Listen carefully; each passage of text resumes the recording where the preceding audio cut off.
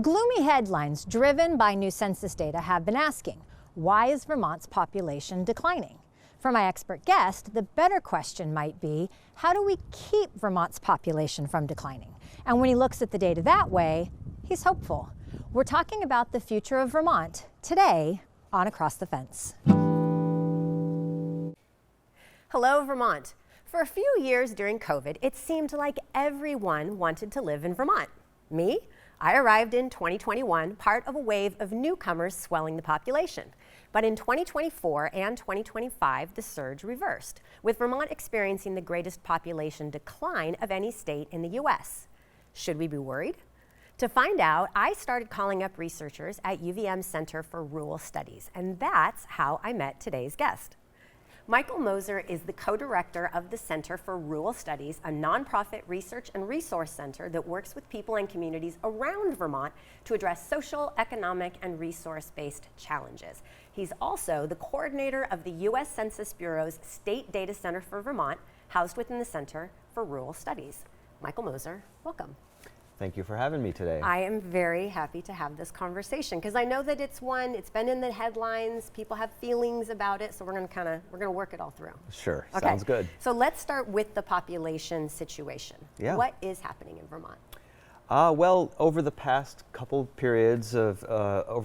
years, as you mentioned, we have seen some small declines in Vermont's population. There, between 2023 and 2024, we saw a decline of 0.2% in our population, and I like that he's emphasizing this figure. It's not a big figure. It's not a big figure, and then in the most recent period, it was about 0.3% population decline between 2024 and 2025. And what's driving the different changes? Like, what are the factors going into it? Yeah, there's a couple different factors that contribute to population change. There's the fertility rate, which is the number of births, and those are related to the number of deaths in the state of Vermont, and so that's natural population change. And then there's the number of folks that come into the state and the number of folks that leave the state, and that can be from both people arriving to the United States and coming to Vermont, or people coming from other states to our state, or vice versa. Yep. So we have different patterns of migration. You have Yes. people who are coming in from elsewhere. Do you also have a lot of migration around the state? I mean, like, does the state experience these types of migration movements equally, differently? Yeah, there are definitely communities and Like, you feel it different depending on where you live. Yeah, absolutely. There are regions of the state that are building housing and booming economically. We're talking about having a housing problem here in Burlington. There are housing problems in parts of the state, and then there are places, communities in the state where there's greater decline in the population, and that's being felt more acutely in those places. So, yeah, but you've got folks that are moving from parts of Vermont into other parts of the state as well, and so there's a lot of different factors that are at play. Okay, so it's never simple. No, of course not. It's never simple. And then also, is Vermont unique? I mean, patterns of migration, population, et cetera, they're different in different regions of the country as well. So, where does Vermont fall into the overall United States picture, or New England? Yeah, I would start by saying that the sort of shift in population has been, some of these patterns have been going on for decades. The movement of people from the Northeast generally to the Southwest has been occurring for decades, as a matter of fact, and that is driven by people snowbirding out of snowy Northeast regions. Why would anybody want to do that, right? It's been a long winter, hasn't it? It's been a long winter, yes. So that's certainly part of the trend and part of the pattern for the Northeast, particularly.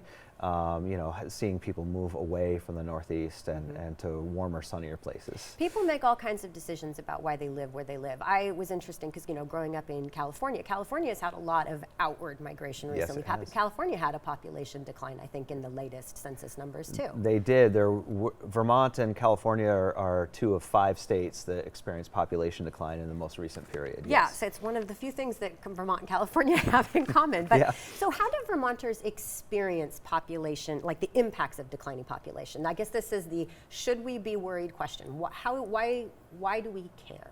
Yeah, so this is a trend that is a topic of many conversations, and it contributes to a lot of challenges that we're experiencing now, like the conversations that we're having across the state around school consolidation because of, just student numbers declining in our small schools and our small communities that were always small. And when you are working in a very small community and you experience just a small decline, it can have sort of or feel like it's having an outsized impact. There's certainly additional concern around the tax base in the state of Vermont, and if this trend continues, how is that going to impact, our ability to pay for the services that we provide to our communities, especially when in Vermont particularly, we have among the most rurally distributed populations in the country, meaning that Vermonters are spread evenly throughout the landscape. And so we have to pave roads out to that last mile. We have to provide infrastructure and services out to those last miles. And it costs more to do that per unit, per person, per household, because there's so few people already in some of those rural places. Yeah, so it does make a difference. So now let's talk about data, because I mentioned that you coordinate the Vermont's Census State Data Center. So my husband's a data scientist, and he's in computing, so that's where my head goes. But you folks at the Center for Rural Studies, so now you're social scientists. Yeah. How do social scientists work with data? How do you approach it differently?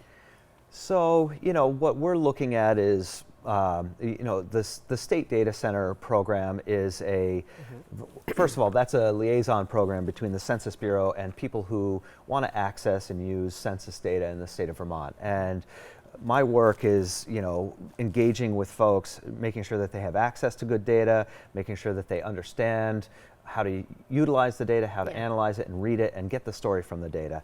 And getting the story from the data. I think that's the big piece. Like when a social scientist, you're actually not just looking at this as a bunch of sort of binary, black, white, this means this. Anything has a set answer, but it's how do we put all this together and create a story from these data points? Yeah, absolutely. And it's not ever a single data point either. There's so many different data points and so many different ways to interpret the data, and in different policy and planning perspectives, you're going to have those different perspectives. Right. So, we're looking at trends in the data. We're looking at long-term trends, short-term trends. In the long term, for example, Vermont has always had very low population growth, with the exception of 1 or 2 periods a long time ago. And so, that's a long-term trend.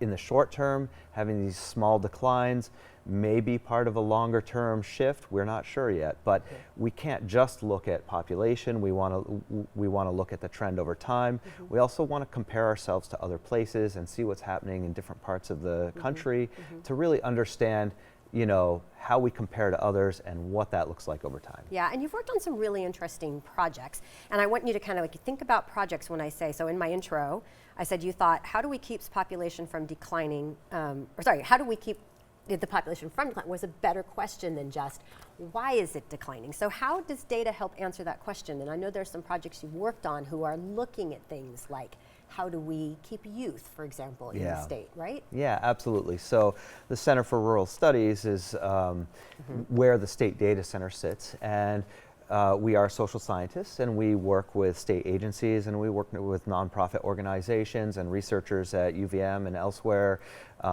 and extension researchers and others. And we're helping folks to answer questions like, do we have a volunteerism problem in the state of Vermont? Let's find out, let's look at the data and let's collect data and see if we really do have a volunteerism problem. Do we have the ability in small communities to provide the services that we need to provide to community members?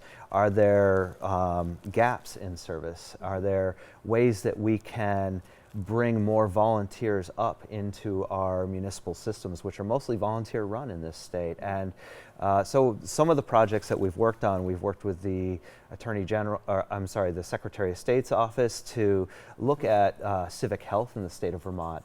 And we're pushing— I thought this was fascinating. Yeah, we're pushing forward an interesting project that will bring together youth and adults to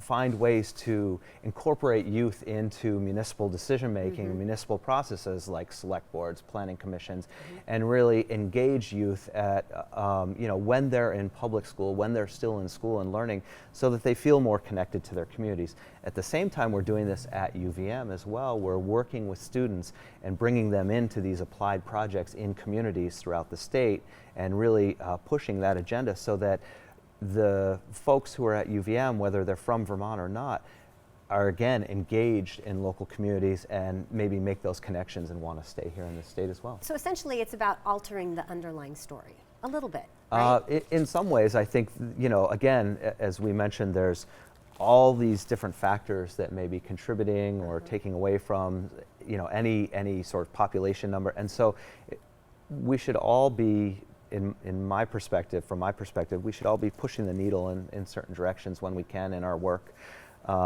whether it's through volunteerism or affordability and housing. We can all be working together in the same direction. This is a good sort of almost last question then for you. So why do you do what you do? Yeah, well, I'm a Vermonter, and I have deep roots here, and I do care about our communities, and I want to see this state thrive, and I want to see people, find ways to stay here and be here and have, good lives in their communities in this state. And so that's a big part of why I do the work that I do. Yeah. And so working with, in your work, working with different organizations, with policymakers, et cetera, helping them understand what's happening in the state so that we can come up with solutions and new ideas and ways to approach all different things that are happening in Vermont in order to help our state thrive. Yeah, absolutely. Put the data in their hands, so that they can do what we call data-driven decision-making or informed decision-making. There you go. That's the most important thing. There's a lot of ideological or emotional decision-making that can occur, and we want to push back sometimes with actual numbers. Well, you are doing wonderful work. Michael Moser, thank you so much for joining me today. I appreciate it. Thank you for having me. Great conversation. As always, Vermont, thank you for learning and exploring with me today, and thanks to the team that makes Across the Fence possible. I'm Amy Fenley. This is Across the Fence. Come back and let's learn and explore again tomorrow.